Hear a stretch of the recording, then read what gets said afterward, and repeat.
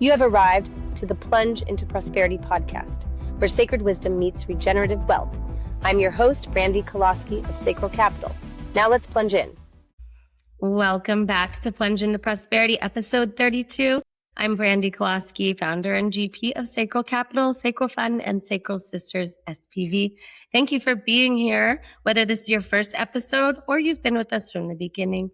Every conversation on this show exists for one reason: to document what it actually looks like when a woman decides to stop waiting and start building. Today's guest is the founder and CEO of Sinar Treatments, a luxury physical wellness practice in Midtown Manhattan, where chiropractic, aesthetics, and acupuncture all live under one roof, built for New Yorkers by a New Yorker who decided the standard of care wasn't high enough and created something entirely on her own. She is a board-certified sports orthopedic chiropractic physician, a certified active release technique provider, and someone who has treated everyone from weekend warriors to high-level athletes, all with a philosophy that every treatment should be an experience, not just an appointment. And I will tell you, I have been on the table myself with Ashley a week or two ago. I've experienced her work firsthand. She's not aggressive, and she's very intuitive in the body. And I just walked out understanding exactly why her patients talk about Sinar the way they do. Dr. Ashley, welcome to the show. Thank you. You're so nice to have me here. You're welcome. And we always start the show with, for those that are new listening here, tell them why they should continue listening to this particular episode with you. So for anybody that would like to learn a little bit more about a concierge type practice where luxury meets wellness, that is exactly what we're going to be talking about, and how different values and bringing different things to the table can make an entire treatment process very, very different from the norm. Yes, and I'm hoping we'll also dive into, your origin story there, and also being a woman in a, male dominated industry such as myself, and, what it took to get there. So we also ask, what does your version of prosperity mean to you? So my version of prosperity has definitely evolved over the years. When I was first beginning, I thought that prosperity meant to tie it exactly to financial success, what your revenue goals were, what numbers you were hitting, and just how much you were doing financially. And over the years, it really changed for me, because while I still believe financial freedom is important, I don't think it encompasses the entire picture. For me, prosperity now means to be able to live a life that aligns with your values. So when I wake up in the morning, I'm excited to go see my patients. I'm excited to go and make people feel better and make them feel cared for and make them feel taken care of when they leave my office, and be able to also have the time to exercise, spend time with my family, and do the things that I love doing. Not all tied to financial success, but tied to the success of yourself and your being and how much you want to contribute and give back to patients. And you can't do that unless you're really happy. Yeah. So diving in 100% and just thinking about numbers all day long is not really going to do that. No, it is not. It's not. And was there one decision, like one bold plunge, where you look back now and say that's the moment that you took that plunge and where everything shifted? Yes. So for me, it was definitely during COVID. I realized that I was very, very overworked. I was working part-time at one practice, full-time at another, over 70 hours a week. And while I was crushing, I was doing very well financially. I was so happy that the city shut down. I was so excited that I did not have to go back to work. I was so excited that I was not tied to the office for 12, 13 hours a day. And that's when I was like, you know what? I think it's time to start something different. I don't like that model. I don't like throwing a patient on the table. I go in the room for 10 minutes and then I leave. And I just like a higher quality of care, while also being in a nice environment with a different approach, a different challenge for the patients to encompass when they come into the office. And that's exactly what I created. And then on top of that, I also really enjoyed quarantine, COVID, all of that. I started working at a venture capital firm, and they didn't really give me a title yet because I went in to kind of just assess what was going on and why they were having challenges. And within 90 days, I did a 180 with the business, and they ended up making me managing director. I just put my head down. I enjoyed it. I was living in California, even though it was one of the most locked down places. Yeah. San Diego was not, and that's where part of the firm was. And so I would just take the train from LA to San Diego all the time and stay down there. So yeah, everybody took it differently. And I give my heart out to those that took it intensely or passed, but a lot of people came out thriving, and we're one of those. So we're grateful. A lot of people self-reflected and really found out what it was that they wanted with work, especially if it was a job that they had to physically go to every day. Yeah. I think those people definitely gained the most perspective. The work from home people really just got to do the same thing. Yeah, I've always been I've been an entrepreneur most of my career. So I definitely was already prepared. And I don't think you shared this with me, but I found out on the World Wide Web, you're also in real estate still, or you were? Yes. So my family business is real estate, and I actually started off doing real estate in college. All throughout Chiro school, I did real estate. While I was waiting for my license to get started with New York State and New Jersey, I just kept doing real estate, and I've been doing it ever since. Yep. My mother worked for a developer when I was in high school, and I was in dance school, and I was in like an academy of finance and entrepreneurship. And she's like, you need a regular job so you can start learning. And so I became a leasing agent at 16 years old for like luxury apartments, because you could be a leasing agent on property under 18. And so, yeah, I started off, I got my real estate license right out of college as well, and did a conversion and in Miami. And yep, I know that world very well. So you're running these two businesses. They're very different, but you probably meet, the right type of patients through them as well. Yeah. So I've always felt that my background in real estate tremendously helped me being a chiropractor, because the skills and the tools that you have to be able to sell really help you and aid you in being able to sell your patients on their treatment plan, and being able to kind of get a hold and telling patients what they need and why they need it. It's all about explaining, and it's all about teaching and educating. So if I'm going to sell somebody's house, I have to tell them what price they have to sell it for, how much they're going to net at the end, and how long approximately I think it'll take to sell based on the market. With the patient, it's what's going on with you. How did it start? What injury caused it, or what mechanism of injury invoked it? And how can I treat that and fix that? So it's the same diagnosing and treating, but on a different scale. Yes, agree. Yeah. And so when you diagnose correctly, that's just the secret sauce. Yes, exactly. Yeah. When I was, showing the model unit, to people looking for their apartment, and walking them through all the details, and then prorating and contracts, and it definitely sped me up in understanding like sales and business life, and also studying humans, like, because as healers, it's also just looking at someone, and then also in sales or anything, watching the body language and everything. So yes, it all ties in at the end of the day. I think the major thing with sales tying into being a doctor, chiropractor, a doctor of any sort, is you are able to read people and be able to figure out what it is that that person is looking for and how you can give it to them. That's the thing. So if I find out that you hurt your hip, okay, that's great. You hurt your hip. What structure is injured? If it's your labrum, that's great. That's nice to know. But what is it that's holding Brandi back from being able to properly use her hip? Does she go to Soul Cycle every week and now she can't do that? So my goal is not just to fix the hip, it's to get you back into Soul Cycle. Yeah. And that is how you really communicate with patients. And the background in sales, the background in real estate is something that helps me to do that. Yeah. That definitely makes sense. And so when you think about building wealth, do you see those two businesses separate strategies, or is one interconnected? I do believe that they're interconnected. They're different, but they're still very, very interconnected. From a wealth building perspective, right? Yeah. From a wealth building perspective, but also just from people. Yeah. Understood. People are all connected. Real estate clients have been patients, and patients have become real estate clients. Yeah, that's true. And then also, you're leasing your space currently in New York City. Yes. So then you were able to easily know what lease you were getting into as well. Yeah. So I actually made a commission on my office space. So. There you go.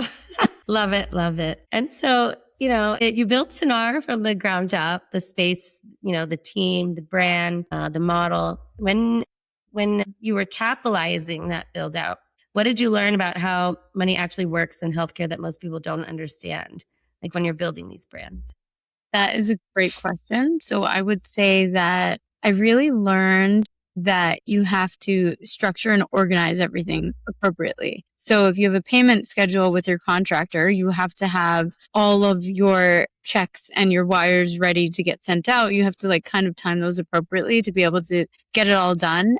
And the biggest thing for me was ordering of my equipment and my furniture. So lining that up, and just the timing was so important. Yeah. Logistics. Yep. Logistics and the timing. Yeah. You have to understand what budget you're working with and make that work. So you can't go into it being short. That's just not an option at all. It's all about timing and logistics. Yeah. Whenever startups are coming to me looking to get funding, I'm huge on due diligence. And that's like looking at their data room and their projections and so forth. And I'll look at their spreadsheets and they'll have a particular ask. And I can analyze the spreadsheet and financial model and go, you're missing this, and this. You're about $3, $4, $8 million off. Why don't you come back to me when you've, really fleshed this out? And when they come back, I'm only like $500 off. I could just I've helped businesses from the ground up. I've rebranded, I've restructured, I've built products.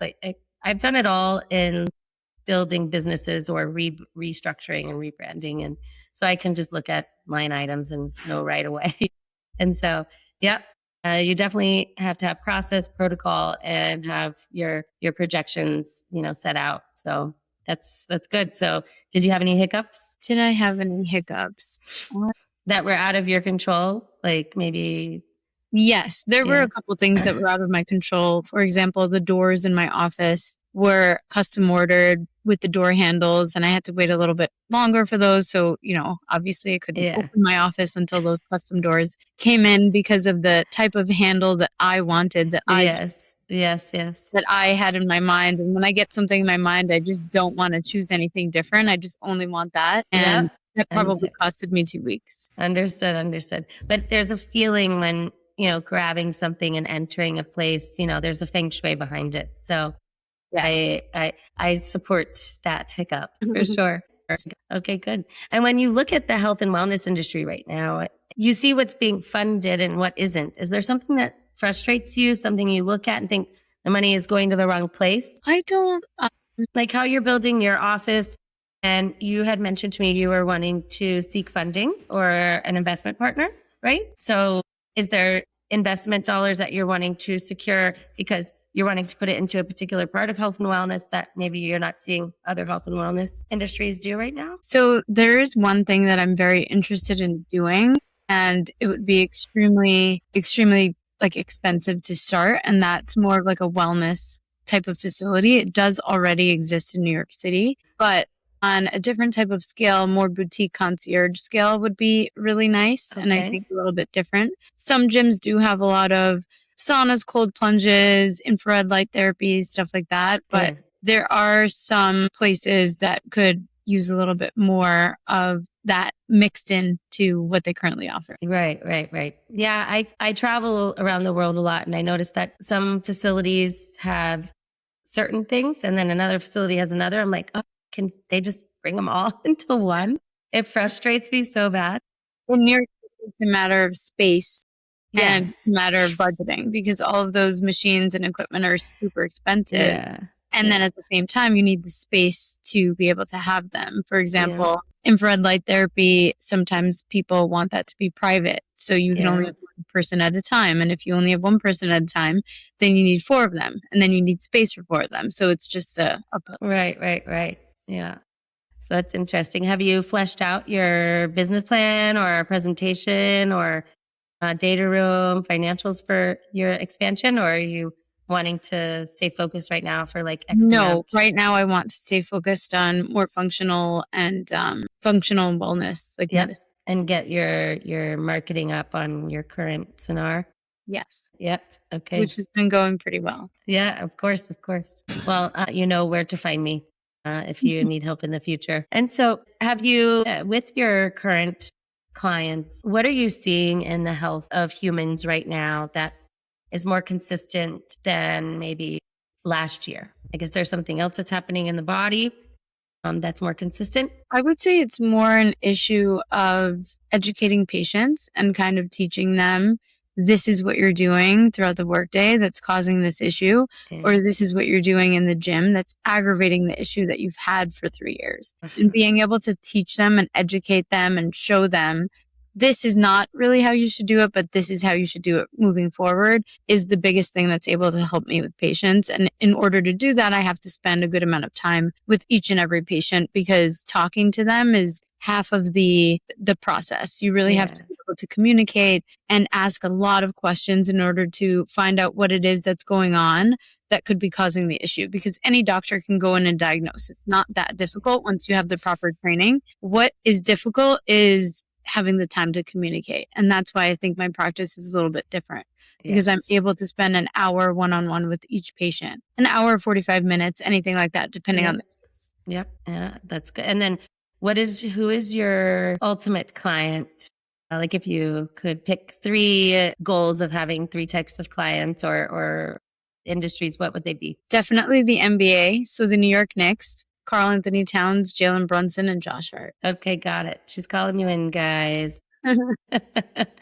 Awesome. And as you're building your wealth and your brand now, how are you diversifying your prosperity? You know, you're investing in real estate. You're invested in your practice. Do you also diversify your own portfolio? Yes, I do. So I've done a myriad of different things. I've invested in real estate.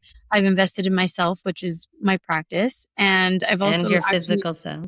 Oh, thank you.